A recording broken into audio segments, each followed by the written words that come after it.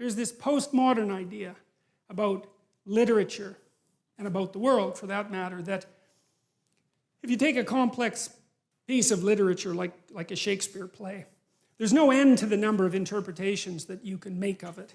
You know, you can interpret each word, you can interpret each phrase, each sentence, each paragraph, you can interpret the entire play. The way you interpret it depends on how many other books you've read, depends on your orientation in the world. It depends on a very, very large number of things, how cultured you are or how much culture you lack.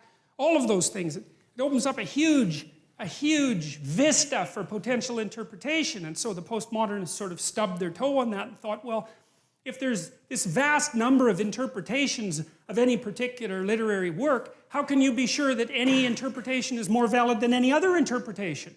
And if you can't be sure, then how do you even know those are great works? How do you know they can't? Maybe they're just works that the people in power have used to facilitate their continual accession of power, which is really a postmodern idea and a very, very cynical one, but it has its point. But the thing is, it's grounded in something real, right? It's like, yes, you can interpret things forever. I want to show you something here, just briefly. We'll go back to it later. Look at this. This is one of the coolest things I've ever seen. So, at the bottom here, every single one of those lines is a biblical verse, okay? Now, the length of the line is proportionate to how many times that verse is referred to in some way by some other verse. So you say, well, this is the first hyperlinked book, right? I'm dead serious about that. You can't click and get the hyperlinks, obviously, but it's a thoroughly hyperlinked book, and it's because, well, the people who worked on these stories that are hypothetically at the end, right, which is, the end can't affect the beginning. That's the rule of time, right? What happens now can't affect what happened to you 10 years ago, even though it actually can, but whatever. Well, you reinterpret things, right, and then they're not the same, but whatever, we won't get into that. But technically speaking, the present cannot affect the past, but if we're looking at a piece of literature, that's not right, because when you write the end, you know what was at the beginning, and when you write the beginning, or edit it, you know what's at the end. And so you can weave the whole thing together. And there's 65,000 cross-references, and that's what this map shows. And so that's a great visual representation of the book. And then you can see, well, why is it deep? Why is the book deep? Well, just imagine how many pathways you could take through that, right? I mean, you just journey through that forever. You'd never, ever get to the end of it. There's permutations and combinations, and every phrase is dependent on every other phrase, and every verse is dependent on every other, not entirely, but 65,000 is not a bad start. And so, okay, well, so that's another issue in some sense that seems to make the postmodernist critique even more correct. How in the world are you going to extract out a canonical interpretation of something like that? It's like it's not possible. But here's the issue, as far as I can tell. So the postmodernists extended that critique to the world. They said, look, well, a text is complicated enough. You can't extract out a canonical interpretation. What about the world? The world's way more complicated than a text, and so there's an infinite number of ways that you can look at the world. And so how do we know that any one way is better than any other way? And that's a good question. Now, the postmodern answer was we can't. And that's not a good answer, because you drown in chaos under those circumstances, right? You can't make sense of anything. And that's not good, because it's not neutral to not make sense of things. It's very anxiety-provoking. It's very depressing, because if things are so chaotic that you can't get a handle on them, your body defaults into emergency preparation mode, and your heart rate goes up, and your immune system stops working, and like you burn yourself out. You age rapidly because you're surrounded by nothing you can control. That's an existential crisis, right? It's anxiety-provoking and depressing, very hard on people. And even more than that, it turns out that the way that we're constructed neurophysiologically is that we don't experience any positive emotion unless we have an aim and we can see ourselves progressing towards that aim. It isn't precisely attaining the aim that makes us happy. As you all know, if you've ever attained anything, because as soon as you attain it, then the whole little game ends. Then you have to come up with another game, right? So it's Sisyphus. And that's okay, but it does show that the attainment can't be the thing that drives you, because it collapses the game. That's what happens when you graduate from university. It's like You're king of the mountain for one day, and then you're like serf at Starbucks for the next 5 years, you know? So, yeah. So what happens is that human beings are weird creatures because we're much more activated by having an aim and moving towards it than we are by attainment. And what that means is you have to have an aim, and that means you have to have an interpretation. And it also means that the nobler the aim, that's one way of thinking about it, the better your life. And that's a really interesting thing to know because, you know, you've heard ever since you were tiny that you should act like a good person and you shouldn't lie, for example. And you might think, well, why the hell should I act like a good person and why not lie? I mean, even a 3-year-old can ask that question because smart kids learn to lie earlier, by the way.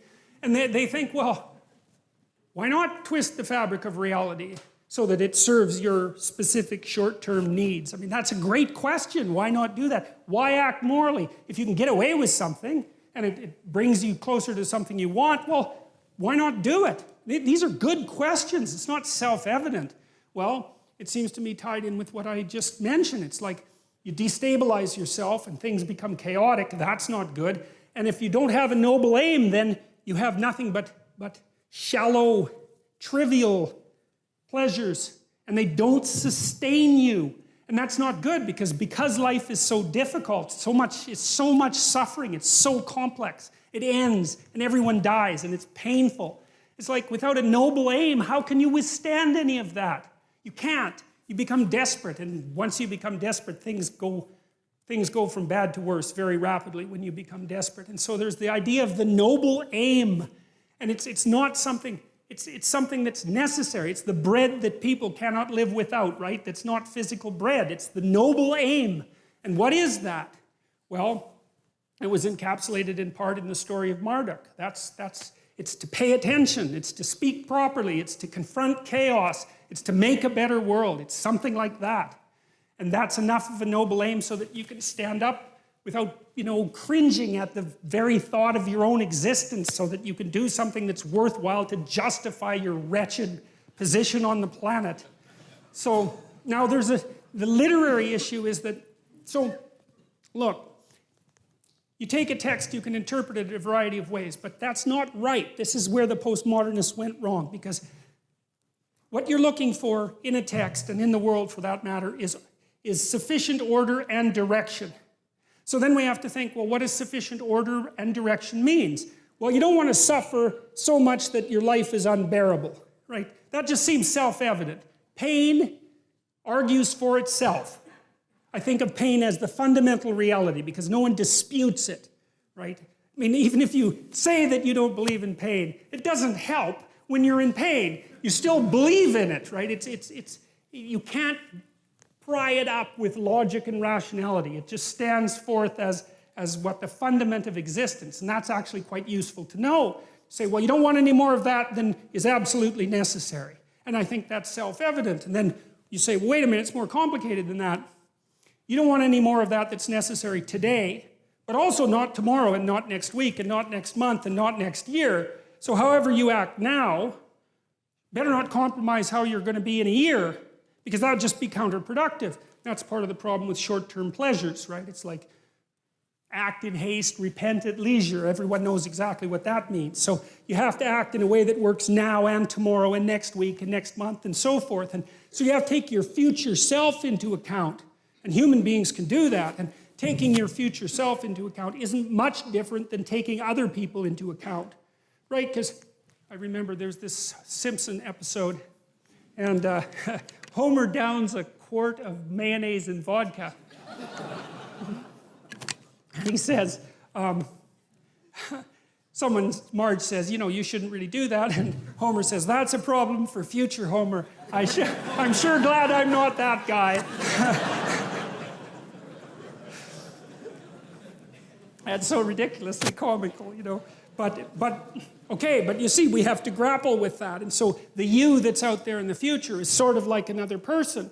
And so figuring out how to conduct yourself properly in relationship to your future self isn't much different than figuring out how to conduct yourself in relationship to other people. But then we could expand the constraints.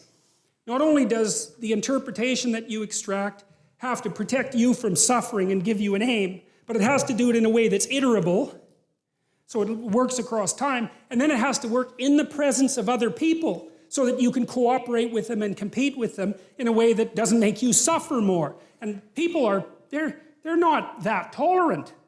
You know, I mean, they have choices. They don't have to hang around with you. They can hang around with any one of these other primates. And so if you don't act properly, at least within certain boundaries, it's like you're just cast aside. And so people are broadcasting information at you all the time about how you need to interpret the world so they can tolerate being around you. And you need that because socially isolated, you're insane and then you're dead. No one can tolerate being alone for any length of time.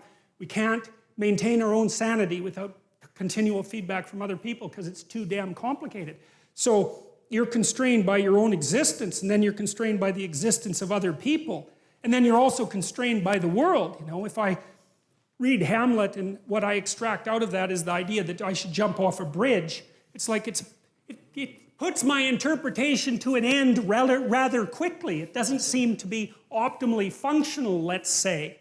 And so an interpretation is constrained by the reality of the world, it's constrained by the reality of other people, and it's constrained by your reality across time. And there's only a small number of interpretations that are going to work in that tightly defined space.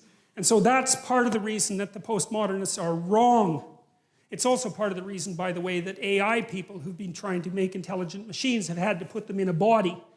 Because it turns out that you just can't make something intelligent in some sense without it being embodied. And it's partly for the reasons that I just described, is you need constraints on the system before, you need constraints on the system so that the system doesn't drown in an infinite sea of interpretation. It's something like that.